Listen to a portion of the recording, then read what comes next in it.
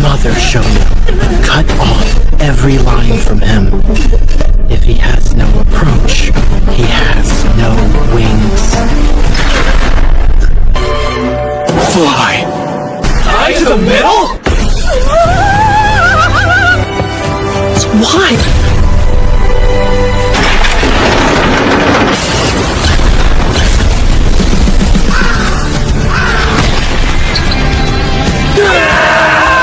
Hello guys, welcome to anime Rio Telugu. ఈ వీడియోలో నేను హైక్యూ మాంగానే ఎక్స్ప్లెయిన్ చేయబోతున్నాను. ముందు వీడియోలో వచ్చి 351 నుంచి 355 చాప్టర్స్ని ఎక్స్ప్లెయిన్ చేశాను. ఈ వీడియోలో వచ్చి 356 నుంచి 360 చాప్టర్స్ని ఎక్స్ప్లెయిన్ చేయబోతున్నాను. దానికంటే ముందు ఈ వీడియోని లాస్ట్ వరకు చూసి లైక్, కామెంట్ అండ్ మీ ఫ్రెండ్స్కి కూడా షేర్ చేసి మా ఛానల్కి సపోర్ట్ చేయండి. అలాగే వీడియోని లాస్ట్ వరకు చూడలేదంటే ఎందుకు చూడలేదో కూడా కామెంట్లో చెప్పండి. ఆ మిస్టేక్స్ని కరెక్షన్ చేసుకుని బెటర్గా చెప్పడానికి ట్రై చేస్తాను.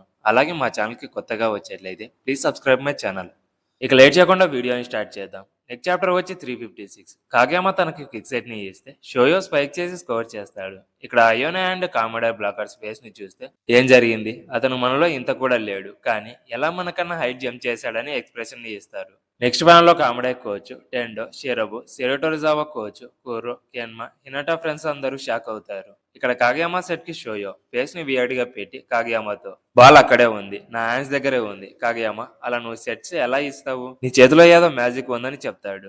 నెక్స్ట్ కామెడీ బ్లాకర్స్, అతను ముందు కన్నా హైట్ కి జంప్ చేశాడు, నిజంగా అంత హైట్ కి జంప్ చేశాడా లేదా నా ఇమాజినేషన్ అని అనుకుంటాడు. ఇక హిరుగామి వచ్చి ఇలాంటి టైంలో నేను ఇలాంటివి చూడొద్దని అనుకుంటున్నానని అంటాడు. తర్వాత ఆత్సుమి వచ్చి మా మ్యాచ్ లో అతను ఈ జంప్ ని ఎక్స్పెరిమెంట్ చేశాడు, ముందుకన్నా హైట్ కి జంప్ చేశాడు, అది కూడా చాలా క్విక్ గా రీచ్ అయ్యాడు. బట్ కాగయామా తనకి క్విక్ సెట్ ని ఇస్తాడని తెలిసే జంప్ చేశాడు. కాగయామా ఇలాంటివి చేస్తే నేను కూడా చేయగలను, బట్ దానికి నేను 3 or 4 times హార్డ్ గా ప్రాక్టీస్ చేయాలి, బట్ నేను కూడా క్విక్ సెట్ ని సెట్ చేయగలనని ఎగ్జైట్ అవుతాడు. నెక్స్ట్ ఆసై సర్వీసెస్ ని ఈడ్ చేస్తాడు. ఇక్కడ స్కోర్ ని చూసుకుంటే కరాస్నో టీమ్ కి 22 పాయింట్స్ అండ్ కామెడా టీమ్ కి 20 పాయింట్స్ ఉన్నాయి. మళ్ళీ ఆసై తన సెకండ్ సర్వ్ ని హిట్ చేస్తాడు, బట్ ఈసారి ఓషియోమి రిసీవ్ చేసుకుంటాడు. అది అకోబాకి స్పైక్ ఇస్తే గ్యాప్ లోకి స్పైక్ చేస్తాడు, బట్ సౌమరా రిసీవ్ చేసుకుని కాగయామాకి ఇస్తాడు. ఇక్కడ షోయోకి బూమ్ జంప్ చేయడానికి డిస్టెన్స్ ఉండదు, అందుకే ఈసారి కోట్ విడతని యూజ్ చేసుకుని స్లైడ్ జంప్ చేస్తాడు. అండ్ కాగయామా వచ్చి షోయోకి స్పైక్ ఇస్తే హిట్ చేసి స్కోర్ చేస్తాడు. అప్పుడు షోయో ఇక్కడ బూమ్ జంప్ ని విజువలైజ్ చేసుకోవడానికి చాలా హార్డ్ గా ఉంది, బట్ ఎంత బాగా యూజ్ చేస్తానన్నది ఇంపార్టెంట్ అని అనుకుంటాడు. నెక్స్ట్ ఆసే తన థర్డ్ సర్వ్ చేస్తాడు, బట్ అది నెట్ కి తగులుకొని కామెడీ టీమ్ లోనే పడుతుంది. బట్ నొజావా ఆ బాల్ ని రిసీవ్ చేసుకుంటాడు. ఇక అది అందరూ ఫీ బాల్ అని అనుకుంటారు, అయితే ఆ బాల్ ని ఓషియోమికి సెట్ చేస్తే స్పైక్ చేసి స్కోర్ చేస్తాడు.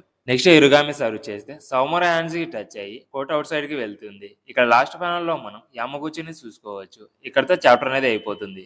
నెక్స్ట్ చాప్టర్ వచ్చి 357. హిరుగామి తన సెకండ్ సర్వ్ చేస్తే ఈసారి సౌమరా ఆ బాల్ ని రిసీవ్ చేసుకుని కాగయామాకి ఇస్తాడు. ఇక్కడ హినాటా బూమ్ జంప్ చేయాలా లేదా స్లైడ్ జంప్ చేయాలా అని ఆలోచించి ఈసారి క్రౌడ్ తో కలిసిపోయి సింక్రనైజ్డ్ అటాక్ లో అందరితో జంప్ చేస్తే కాగయామా షోయోకి స్పైక్ ఇస్తాడు. బట్ ఇక్కడ అకుబా కూడా ఫాస్ట్ గా రియాక్ట్ అయ్యి బ్లాక్ చేస్తాడు, కానీ షోయో స్పైక్ చేస్తే అది హ్యాండ్ కి తగులుకొని కోర్ట్ అవుట్ సైడ్ లో పడుతుంది. అప్పుడు అకుబా, చూసుకో, నెక్స్ట్ టైం నిన్ను డెఫినెట్ గా స్టాప్ చేస్తానని చెప్తాడు. అది చూసి సుకి, వాళ్ళంతా మానిస్టర్స్, జస్ట్ పొట్టిగా ఉన్నారు అంతే అని అనుకుంటాడు. ఇక్కడ యామగుచి సర్వ్ కోసం వస్తాడు, బట్ షోయో గేమ్ గురించి ఆలోచిస్తూ చాలా బిజీగా ఉంటాడు.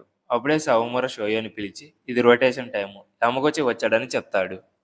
ఇక యామగుచి సర్వ్ చేస్తాడు, బట్ అకుబా నీట్ గా పాస్ ని రిసీవ్ చేసుకోలేకపోతాడు. అది ఓషియోమికి సెట్ చేసి ఓషియోమి వచ్చి సుకి ఫింగర్స్ కి ఏం చేసి హిట్ చేయాలని చూస్తాడు. బట్ సుకి తన ఐస్ ని చూసి తన ఫింగర్స్ కి ఏం చేస్తాడని తన హ్యాండ్స్ ని రిమూవ్ చేస్తే అది కోర్ట్ అవుట్ సైడ్ లో పడి కరాస్నోకి పాయింట్ వస్తుంది. అది చూసి అక్కడ ఉన్న వాళ్ళందరూ షాక్ అవుతారు, ఎస్పెషల్లీ షోయో. ఎందుకంటే ముందు సుకి షోయోని వాకనాన్ గేమ్ లో నువ్వు నీ ఆర్మ్స్ ని మూవ్ చేసి బ్లాక్ చేసావు కదా, అతను అక్కడే హిట్ చేస్తాడని నీకు ఎలా తెలిసింది అని అడిగితే హినాటా వచ్చి క్లియర్ గా ఎక్స్ప్లెయిన్ చేయలేకపోతాడు.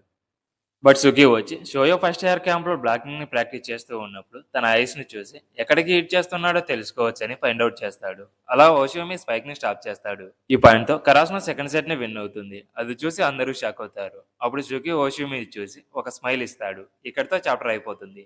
నెక్స్ట్ చాప్టర్ వచ్చి 358. ఈ చాప్టర్ ఒక టైటిల్ నేమ్ వచ్చి సీగల్స్. ఇక్కడ సుకిని ఎలా చేసావు, ఈ మూమెంట్ కోసం వెయిట్ చేస్తున్నావా, నీ హ్యాండ్స్ ని కావాలనే రిమూవ్ చేసావా అని టీమ్మేట్స్ అందరూ అడుగుతారు.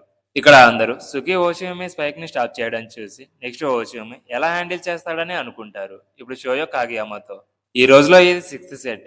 నేను నా బెస్ట్ గేమ్‌ని ఆడి సెకండ్ సెట్స్‌లోనే మ్యాచ్‌ని విన్ అవ్వడానికి హెల్ప్ చేయొచ్చని క్రేజీగా మాట్లాడతాడు. ఆసయ్య అది విని ఇది మన first national volleyball tournament game. ఇలా ఎలా మాట్లాడుతున్నావు? నేను టైర్డ్ అయిపోయాను. కానీ ముందు కన్నా బాగానే ఉన్నానని చెప్తే 30 ఇయర్స్ వాళ్ళు స్మైల్ చేస్తారు. ఇంకో పక్క కామెడీ ప్లేయర్స్ హోషియుమి అండ్ హిరుగామిని కూల్ చేస్తారు. నెక్స్ట్ కామెడీ కోచ్ వచ్చి కొన్ని ఇయర్స్ ముందు ఇటలీ నుంచి జపాన్‌కి వచ్చి వీటీ లీగ్‌లో స్టక్ అయిన టీంని V1లోకి తీసుకెళ్లాడు. అందుకే కొంతమంది ఈ టీంలో జాయిన్ అవ్వడానికి వచ్చారని చెప్తారు. ఇక్కడ తన ఆరాని చూసి ఇంటిమిడేట్ అవుతారు. ఇప్పుడు కోచ్ టీం మెంబర్స్‌తో నా వైఫ్ అండ్ డాటర్ తర్వాత వాలీబాల్ అంటే ఇష్టము. మీరు గుడ్ ప్లేయర్స్‌గా అవ్వడానికి నేను మిమ్మల్ని టీచ్ చేస్తాను. కానీ మనకు తక్కువ టైం ఉంది. బట్ ఇప్పుడు మీరు నేను చెప్పే ఈ 3 విషయాల మీద ఫోకస్ చేస్తే సరిపోతుంది. అవి ఏంటంటే serving, blocking and mental toughness. ఏదైనా మ్యాచ్ సర్వ్‌తో స్టార్ట్ అవుతుంది. సర్వింగ్ బాగుంటే ఆ టీం ఒక గుడ్ టీం అవుతుంది. అండ్ బ్లాకింగ్ వచ్చి డిఫెన్స్ మాత్రమే కాదు, ఆఫెన్స్ కూడా. దీంట్లో మీరు పర్ఫెక్ట్ అవ్వాల్సిన పని లేదు. ఇక్కడ నేను ఒక మంచి గేమ్‌ని ఎలా ఆడాలో మీకు నేర్పిస్తాను. నాకు ఈ హై స్కూల్ నేమ్ అంటే చాలా ఇష్టం. ఎందుకంటే కామమే అంటే సీగల్స్. ఇవి సముద్ర గాలికైనా ఎగరగలవు. అలాగే వాటర్‌లో కూడా స్విమ్ చేయగలవు. ఈ బర్డ్స్ సముద్రంలో వాటర్‌ని లేదా స్కైలో ఉన్న గాలిని చాలా ఈజీగా హ్యాండిల్ చేస్తుందని చెప్తాడు. అంటే వాళ్ళ టీంని సీగల్స్ లాగా ఏ సిచ్యువేషన్ లో అయినా ఆపోనెంట్స్ తో ఫైట్ చేసేటట్టు తయారు చేశాడని అర్థమవుతుంది. ఇక 30 సెట్ కాగయామా సర్ తో స్టార్ట్ అవుతుంది. నొజావా ఆ బాల్ ని రిసీవ్ చేసుకుంటాడు. బట్ అది బ్యాడ్ పాస్.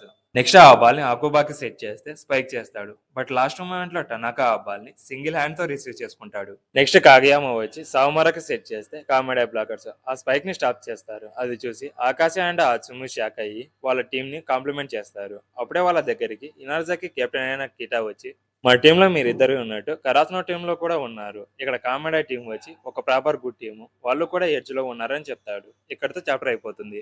నెక్స్ట్ చాప్టర్ వచ్చి 359. ఈ చాప్టర్ లో చూసుకుంటే కామెడీ కోచ్ టీం మెంబర్స్ తో అపోనెంట్స్ టీం కి మ్యాచ్ పాయింట్. దానికి మనం 2 పాయింట్స్ తక్కువలో ఉన్నామని రియల్ సిచ్యువేషన్స్ ని ఎక్స్ప్లెయిన్ చేసి వాళ్ళ స్కిల్స్, డెసిషన్ మేకింగ్ ప్రాసెస్ అలాగే మైండ్ కంట్రోలింగ్ మీద ప్రాక్టీసింగ్ ని ఇస్తూ ఉంటాడు. ఇక మ్యాచ్ లో టనాకా స్పైక్ చేస్తే కామెడీ బ్లాకర్స్ బ్లాక్ చేసి డిఫ్లెక్ట్ చేస్తారు. అది చూసి ఆత్సుము కామెడీ టీంలో అందరూ కీటాలాగా ఉన్నారని అనుకుంటాడు.